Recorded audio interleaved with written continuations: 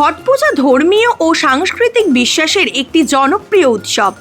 এটিই একমাত্র পূজা যেখানে সূর্য দেবতার পূজা করা হয় ও অর্ঘ্য নিবেদন করা হয়। এটিকে সূর্য ষষ্ঠী ব্রতও বলা হয়।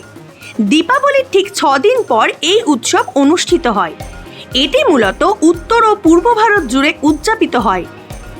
বৃহস্পতিবার শহর বহরমপুর জুড়ে তারই চিত্র ধরা পড়েছে।